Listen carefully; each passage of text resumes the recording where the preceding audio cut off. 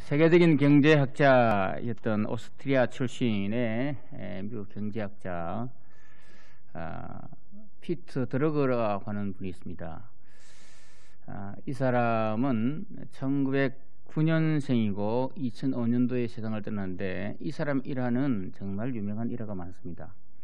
전 세계 경제를 그야말로 이렇게 흔히 볼 수 있는 그런 사람이죠. 이 사람이 14살 때 학교 선생님이 이런 이야기를 합니다. 자네들은 어떤 사람으로 기억되기를 원하는가? 자네들은 어떤 사람으로 기억되기를 원하는가? 라는 질문을 듣습니다. 그때는 아무도 대답을 못했습니다.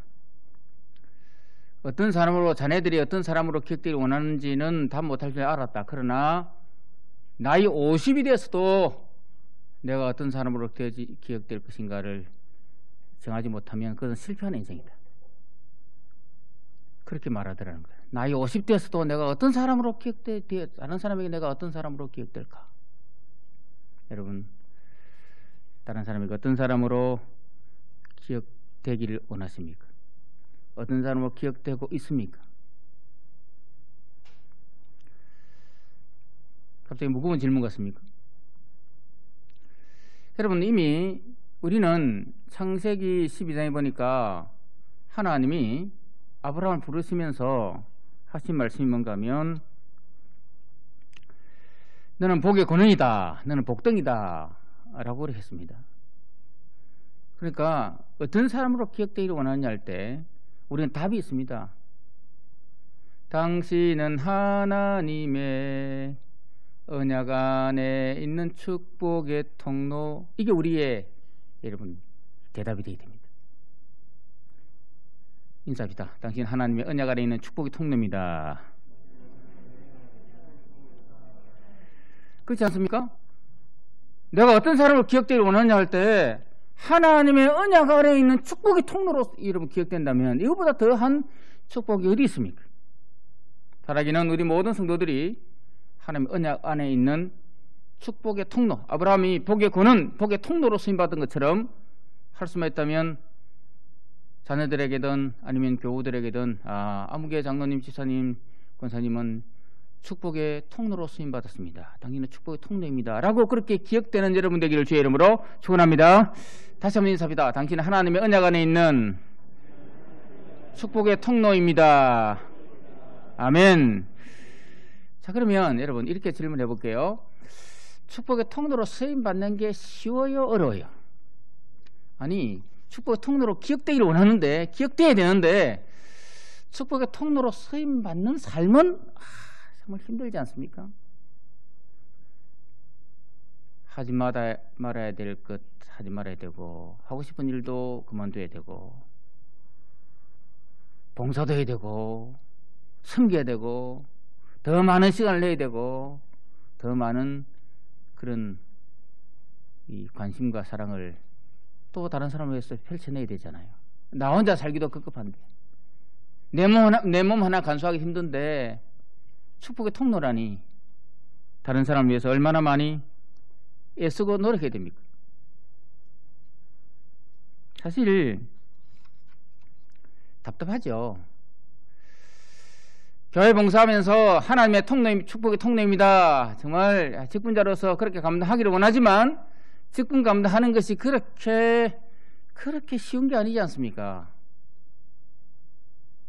코로나 가운데서도 또 교회 와야 되고, 집에서 오늘 보니까 오늘은 또 어제 문자를 줘가지고 실시간 예배도 중단시켜 버린다고.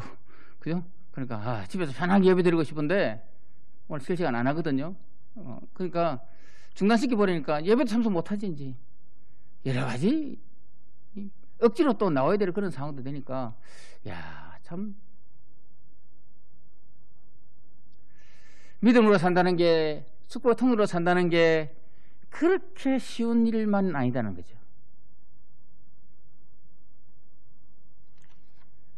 구원받고 구원의 백성으로서 하나님 나라 위해서 쓰임받는 그런 복된 인생으로 살지만, 그렇지만 그 구원받은 건 고맙고, 하나님 일꾼 된 건 고맙고, 하나님 사역자 된 건 고맙고, 또 하나님 앞에 영광 돌리는 삶은 고마운데 하나님의 영광 돌리는 그 삶을 살아가는 데 있어서는 정말 피하고 싶은 일이 한두 가지가 아닌 거예요.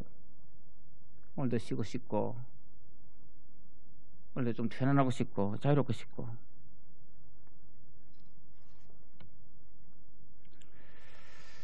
사실 오늘 말씀이 바로 그런 말씀이에요.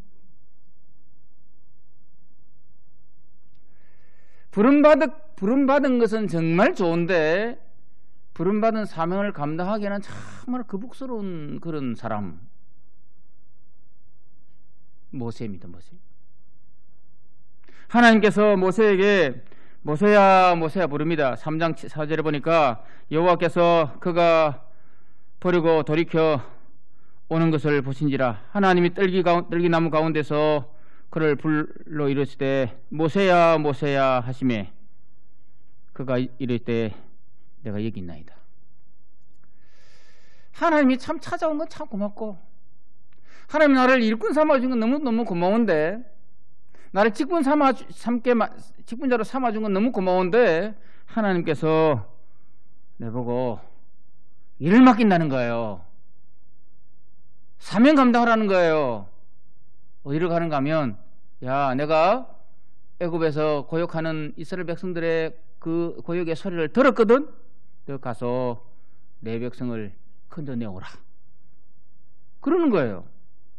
너 가서 내 백성을 건져내오라. 모세 지금 나이가 몇입니까? 여러분 7장 7절에 보니까 그들이 바로에게 말할 때에 모세는 몇 세? 80세. 아론은 83세였더라. 결국 뭔가 하면 모세 나이 80입니다. 하나님, 젊을 때 나를 좀 사용하시지.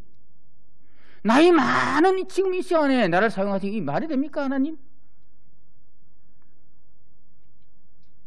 모세는 젊을 때 한번 하나님 앞에 쓰임받고자 예를 쓴 적이 있습니다. 사도행전 7장 23절에 보니까 나이가 40이 되매 그 형제 이스라엘 자손들을 돌볼 생각이 나더니, 나이 40에 야, 내가 왕궁에 살았는데 나이 40이 됐으니 이제 이스라엘 백성들을 위해서 내가 한번 민족을 위해서 한번 살아보자. 내가 한번 큰 뜻을 보고 한번 살아보자 라고 했는데, 그때는 나이 40대는 뭔가 하면 사도행전 7장 22절에 보니까 모세가 애굽 사람의 모든 지혜를 배워 그의 말과 하는 일들이 능하더라. 여러분 그렇지 않습니까? 나이 40이 돼서 궁중에서 40년 살았으면, 애굽의 모든 학문을 다 배웠으면 모세가 또 힘이 있기 때문에 얼마나 가능성이 있었습니까? 그때는 하나님께서 나를 부르지 않고, 그때 나이 40대는 하나님께서 나를 부르지 않고 나를 쫓아내버리고 광야에서 40년간 이렇게 묵혀놨더니 40년 지나고 난다 나이 80이 되어서 아무것도 할 수 없습니다 라고 하는 그 순간에 하나님께서 모세야 모세야 부르시고는, 야, 너 내 백성을 거저내오라 라고 말씀합니다. 그랬더니 모세가 부름받은 것도 너무 고마운데, 찾아와 주는 건 너무 고마운데 나이가 많아요. 가기 싫어요. 힘들어요. 아니 못 가겠다는 거예요. 그래서 모세가 온갖 핑계를 다 댑니다.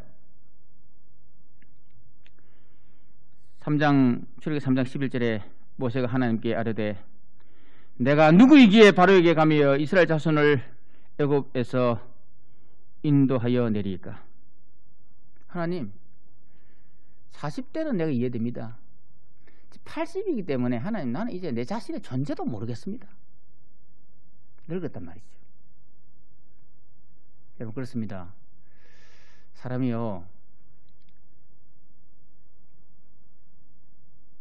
사람이 많을 때, 북적북적거리고 있을 때는 뭔가 생동감 있고 활기 있는데, 사람 하나 없이 외로운 들녘에 양들과 함께 지내면요 수준이 똑같아집니다. 그가 옛날에 왕자든 무슨 소용이 있습니까? 시나이 반도의 미디안 광야에서 그는 그야말로 양치기였는데 1, 2년 처음 탐험 한 게 아니라 40년간 그의 인생의 절반을 양치기로 살았는데 가능성이 있겠습니까? 말이나 능했겠습니까?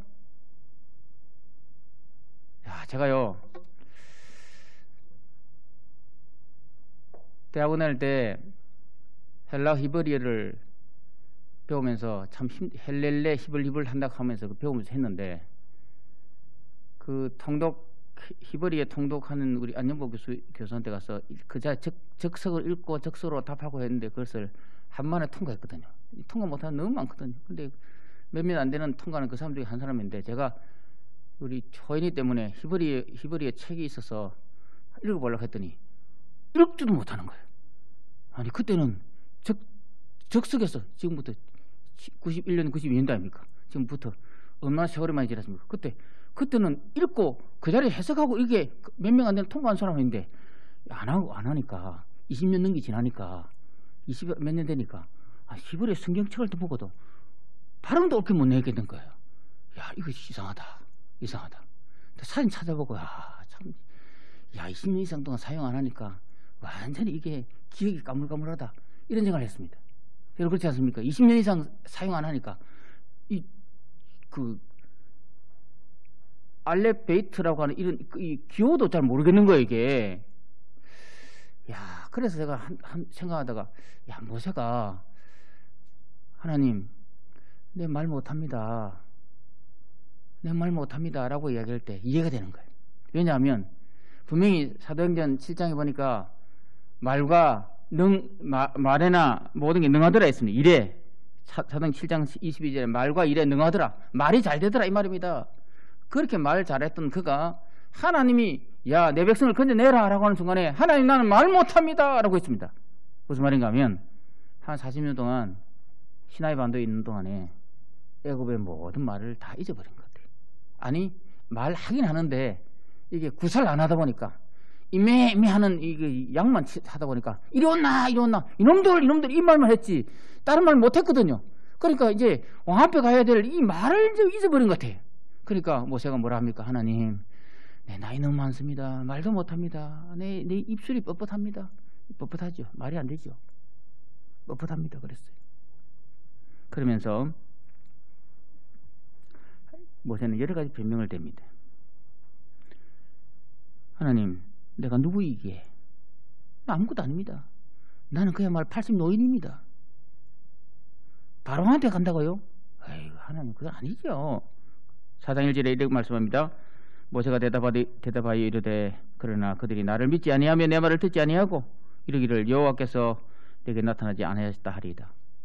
이스라엘 백성들한테 가가지고, 이스라엘 백성들, 하나님께서 내게 여러분을 데려오라고 합니다 라고 말하면 하나님, 그 이스라엘 백성들 나를 믿겠습니까? 40년 전에 살인자로 쫓겨난 인생이 갑자기 와서 하나님 봤다 만났다라고 하면 너를 정신병자 취급 안 하겠습니까? 이 말이에요.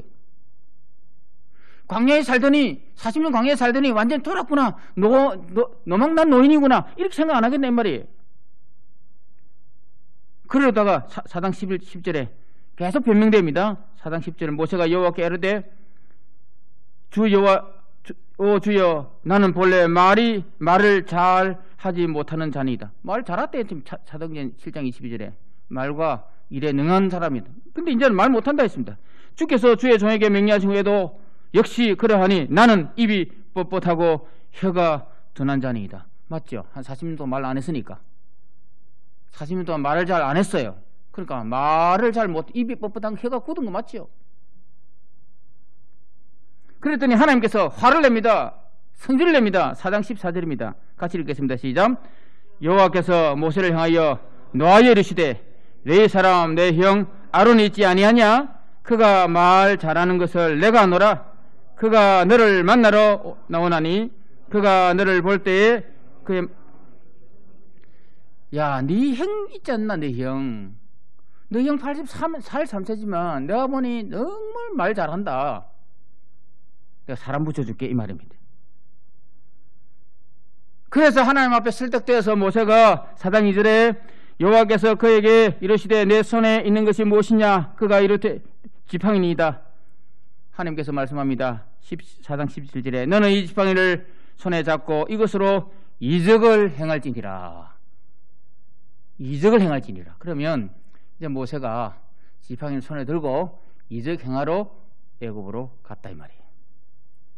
이적 행하러 갔다. 자, 그러면 오늘 제가 말씀드리라고 했으면 모세가 자기 손에 지팡이를 들고 이적을 행했는데 이스라엘 백성들을 출애굽시켰지 않았습니까? 이스라엘 백성을 인도해 냈지 않습니까? 그러면 어떻게 해서 이적을 행했느냐? 어떻게 했어? 어떻게 해서 모세가 너는 이 지팡이를 들고 가서 이적을 행하라 했는데 어떻게 이적을 행하고 어떻게 이스라엘 백성들을 모세가 끄집어내 왔느냐? 첫째는 하나님의 내 손에 있는 것이 무엇인지 깨닫고 하나님께 맡기는 거예요. 내 손에 있는 것이 무엇이냐 물어봅니다. 2절에 여호와께서 그에게 이르시되 내 손에 있는 것이 무엇이냐? 그가 이르되 지팡이니이다. 이 지팡이라고 하는 것은 자기의 초라한 모습이에요. 40년간 그야말로 자기 인생에 있어서 참 쓰라린 아픔 상처입니다. 40년 왕궁생활 할 때는 지팡이 필요 없었습니다. 그런데 그야말로 40년 지나온 동안에 여러분 나이 80이 되니까 네 손에 뭐가 있느냐? 지팡이니이다. 저는 개인적으로 이렇게 생각해 봅니다. 모세는 지팡이 들 수 있는 나이밖에 되지 않았다는 거예요. 물론 여러분 양치기 할 때 지팡이가 필요합니다. 그리고 나이 80 되면요 주의 지팡이와 막대기가 여러분 얼마나 좋은지 이 지팡이 나이 든 사람들이 필요한 건 모릅니다.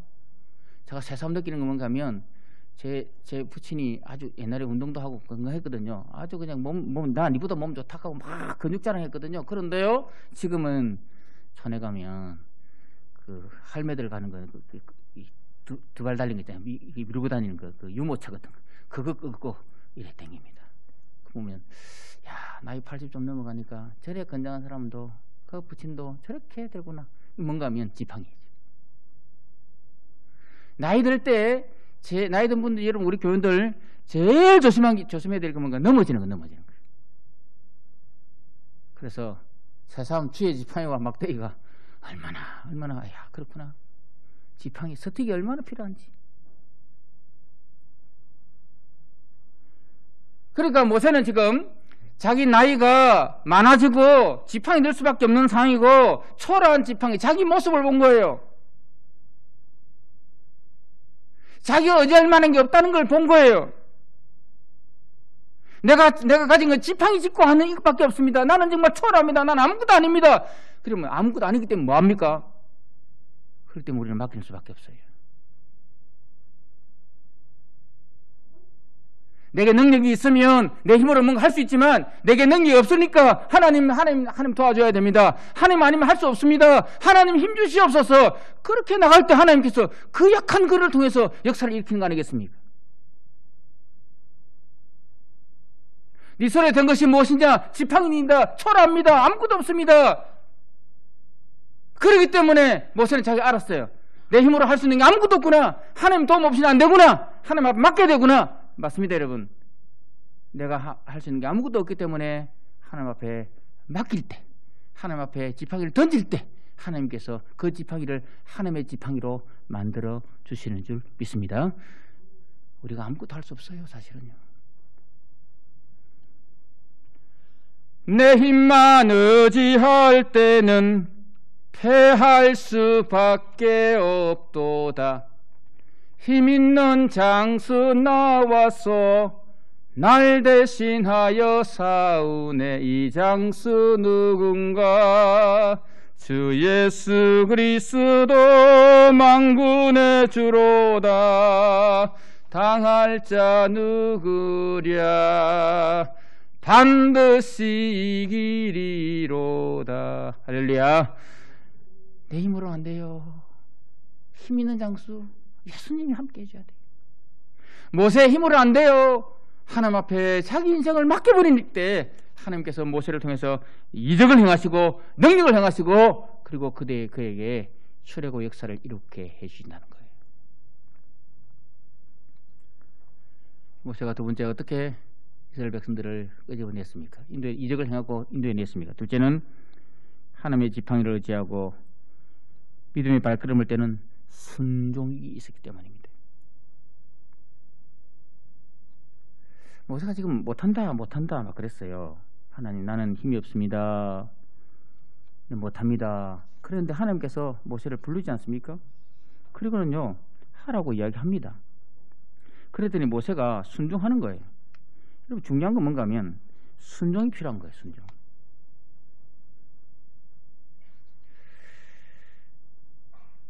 출애굽기 4장 20절 말씀에 모세가 그의 아내와 아들들을 나귀에 태우고 애굽으로 돌아가는데, 돌아간다는 말은 하나님의 명령조차 순종한다 이 말입니다.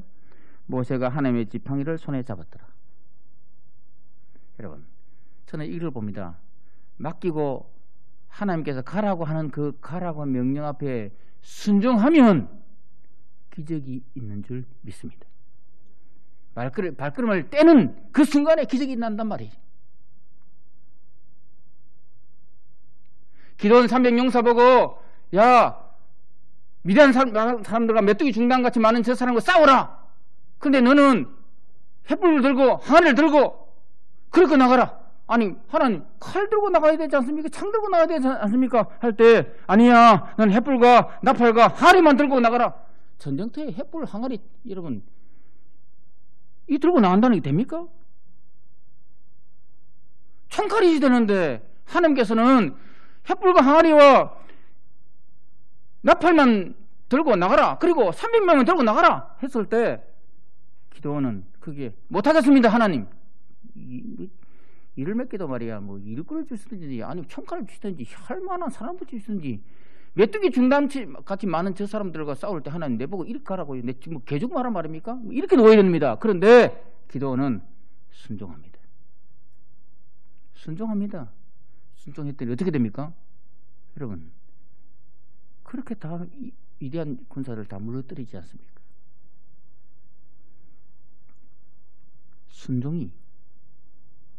순종하는 그 순간에, 믿음의 발걸음을 떼는 그 순간에 일반적인 지팡이가 하나님의 지팡이로 바뀌어지는 줄 믿습니다.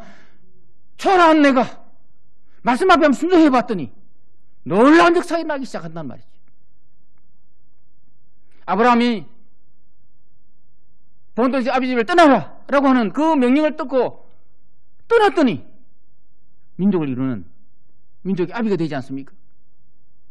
창세기 12장에 떠났고 창세기 22장에 보니까 자기 아들 독자 이삭을 하나님 앞에 번제로 바치라 라고 했는데, 하나님 앞에 번제로 바쳤더니 하나님께서 여호와 이레의 축복을 그에게 허락해 주고, 네가 정말 나를 사랑하는 줄 이제야 내가 깨달았다. 내가 너를 어려운 백성으로 만들어줄게. 열국의 아비로 만들어줄게. 그리고는 하나님께서 아브라함을 열국의 아비로 만들어주지 않습니까? 그럼 우리가 순종하면 그런 역사가 일어납니다. 순종하면, 여러분 출애굽기 4장 21절에 보니까 여호와께서 모세에게 이르시되 내가 애굽으로 돌아가거든 내가 내 손에 준 이적을 바로 앞에서 다 행하라. 그러나 내가 그의 마음을 완악하게 한즉 그가 백성을 보내지 아니하리니 순종해라. 그런데 그 알아라. 네가 내 말 듣고 순종해도 바로가 한 번만에 허락하지 않는다는 걸 알아야 된다. 답을 다 주었어요. 22절에 보니까 너는 바로에게 이르기를 여호와의 말씀에 이스라엘은 내 아들 내 장자라. 23절에 내가 내게 이르기를 내 아들을 보내주어 나를 섬기게 하라 하리도 내가 보내주기를 거절하니 내가 내 아들 내 장자를 죽이리라 하셨다 하라 하시니라. 무슨 말인가 하면, 안 보내준다. 그래도 너는 순종해라. 내가 이야기하는 이 이야기를 다 바라게 이야기해라. 내가 안 보내주면 너 장자 다 죽는다 이야기해라. 그럼 모세가 이 이야기 했을까 안 했을까요? 순종했습니다. 그렇기 때문에 여러분 놀랍게 여러분 애굽의 장자들이 다 죽어지지 않습니까? 결국 뭔가 하면 순종이 믿음의 발걸음을 떼는 그것이 결국은 기적을 일으키는, 이스라엘 백성을 인도해내는 그런 동력이 되었다는 거예요. 우리도 나이 많고 늙고 힘없고 할 수 없다라고 핑계 많이 댈 것 같아요. 축복의 통로로 쓰임받고자 하는 그 간절한 마음은 있지만, 그렇게 하나님께서 나를 사용해 주신다는 건 너무 고맙지만, 막상 하나님께 내게 애굽에 들어가서 내 백성을 건져내라, 복음 전해라, 주의 나라 위에 쓰임받으라 라고 하면 하나님 보낼 만한 사람 보내십시오. 나는 나이 많습니다. 난 늙었습니다. 난 할 만큼 했습니다. 이만하면 됐지 않습니까? 라고 핑계할 수 있는 상황입니다. 모세처럼. 그렇지만 하나님은 그 모세에게 네 손에 든 것이 뭐냐? 지팡이입니다. 그래, 지팡이 그거 내가 안다. 너 지팡이 이거 할 수 있는 게 있냐? 없어요. 그럼 내게 맡겨라. 맡겨라. 내가 내게 명령하는 건데 이거 네가 내가 순종하기를 원한다. 모세가 순종하니 이스라엘 백성을 이끌어내는 기적의 역사를 일으키지 않습니까? 바라기는 여러분, 우리가 초라하더라도 다 맡길 수 있기를 주님의 이름으로 축복합니다. 우리가 초라합니다. 참 축복의 통로로 쓰임받기 힘듭니다. 그래도 하나님께서 우리에게 말씀하실 때 이해 안 되는 말씀이 주어진다 할지라도 순종하면 그 순종을 통해서 하나님은 기적을 일으켜 주실 줄 믿습니다. 세 번째는 모세가 어떻게 이 이적을 행했느냐, 어떻게 이스라엘 백성을 끄집어내는가 할 때 예비하신 하나님의 능력을 믿었다는 거예요. 예비하시는 하나님의 능력을 믿어버린 거예요. 14절에 보면 여호와께서 모세를 향하여 노하여 이르시되 레위 사람 내 형 아론이 있지 아니하냐? 그가 말 잘하는 것을 내가 아노라. 그가 너를 만나러 오나니 그가 너를 볼 때에 그의 마음에 기쁨이 있을 것이라. 뭔가 하면 네 말 못한다고 핑계하고 있는데 네 핑계하지 마. 내가 이미 너 형 마음을 감동시켰어. 너는 못한다고 할지 모르지만 나는 이미 아론을 예비해 놓았어. 너는 못한다고 말 못한다고 뻣뻣하다고 말하지만 아론은 너를 보는 순간에 그의 마음에 기쁨이 있을 것이라. 너는 못한다 해도 나는 아론을 준비시켜서 아론을 동역자로 만들어서 그렇게 내가 이스라엘 백성들을 이끌어내는 동역자로 네게 붙여줄게. 내가 아론을 준비시켜놨어, 이 말입니다. 출애굽기 4장 11절에 여호와께서 그에게 이르시되 누가 사람의 입을 지었느냐? 누가 말 못하는 자나 말 못 듣는 자나 눈 밝은 자나 명인이 되게 하느냐? 나 여호와가 아니냐? 무슨 말입니까? 입을 지은 사람은 누구냐? 못 보게 하는 사람 누구냐? 다 내게 있는 게 아니냐? 그러니까 내가 다 준비시켜 놓을게. 27절입니다. 같이 읽습니다. 시작. 여호와께서 아론에게 이르시되 광야에 가서 모세를 맞으라 하시매 그가 가서 하나님의 산에서 모세를 만나 그에게, 여러분, 여호와께서 아론에게 이미 이야기를 한 거예요. 야, 아론아, 네 동생 모세를 만나러 가라. 이미 하나님께서 모세를 준비시키면서 모세 혼자 준비시킨 게 아니라 하나님께서 모세가 못한다고 말할 수 있으니까, 입 뻣뻣하다고 말할 수 있으니까, 입이 둔하다고 말할 수 있으니까, 말 못한다고 말할 수 있으니까 말 못하게 하나님께서 아예 말 잘하는 아론을 준비시키는, 이미 하나님께서 아론 보고 너 빨리 가서 모세 만나라. 여러분, 하나님께 준비시키는 거예요. 그랬더니 31절입니다. 백성이 믿으며 말 못한다고 하는데 백성이 내 말 믿겠습니까? 하라고 했습니다. 하나님 앞에 모세가 하나님, 내가 말한다고 내가 갑자기 하나님 만났다. 하나님께서 내 백성을 끄집어내라고 말하더라. 라고 하면 이스라엘 백성이 내 말을 믿긴 하겠습니까? 노망들의 사람을 생각하지 않겠습니까? 온갖 핑계를 다 댔는데 아론을 만나서 갔더니 31절 다시 한번 보고 31절 시작. 백성이 믿으며 여호와께서 이스라엘 자손을 찾으시고 그들의 고난을 살폈다 함을 듣고 머리 숙여 놀랍게 여러분, 노망들이 인정 아니네. 노망들은 내 말이 아니라 오히려 백성들이 머리 숙이고 경배하고 믿었고 그랬다는 것. 누가 하셨습니까? 하나님 하셨어요. 나는 못한다, 나는 힘없다, 나는 아무것도 못한다 해도 하나님이 다 우리에게 예비해 놓은 거예요. 사람을 붙이든 물질을 붙이든 아니면 방법을 가르치든 하나님께서 다 예비해 놓은 거예요.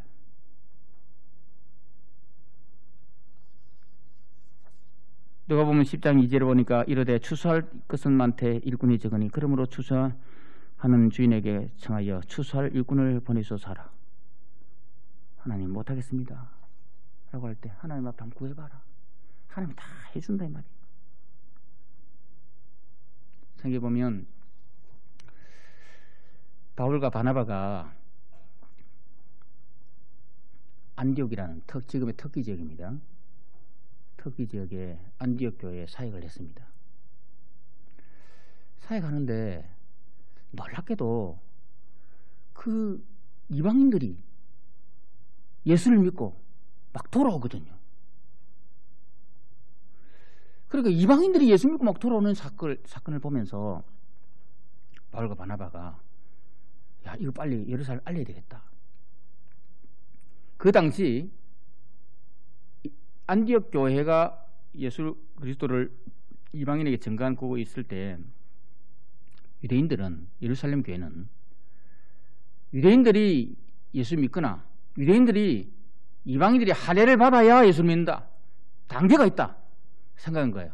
유대인들이 예수 믿는 건 당연하지만 이방인들이 예수 믿으려면 유대인이 되거나 아니면 유대인처럼 할례 받거나 그래야만 예수 믿을 수 있다 라고 했는데, 아니 바울과 바나바가 복음 전하니까 할례 필요 없이 믿음으로 주 예수를 믿으라, 그래야만 너와 내 구원한다고 말씀하니 믿음으로 막 복음이 증거되기 시작하거든요.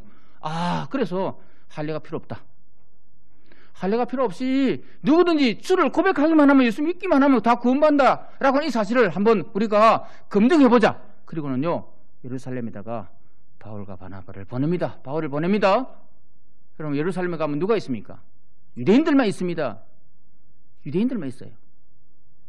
그러면 그 유대인들은 똑같이 이야기할 거예요. 야, 이방인들이 할례 받아야 예수 믿기 구원받지, 어떻게 할례 안 받고 구원받냐 라고 말하면 여러분 아무것도 못할 거예요. 그러나 바울은 하나님의 지팡이를 들고 예루살렘에 갑니다. 바울은 갔을 뿐이에요. 근데 여러분 바울이 가고 있는 그 도중에 하나님께서 준비시킨 게 있습니다. 예비시킨 게 있습니다. 하나님께서 피장 시몬의 집에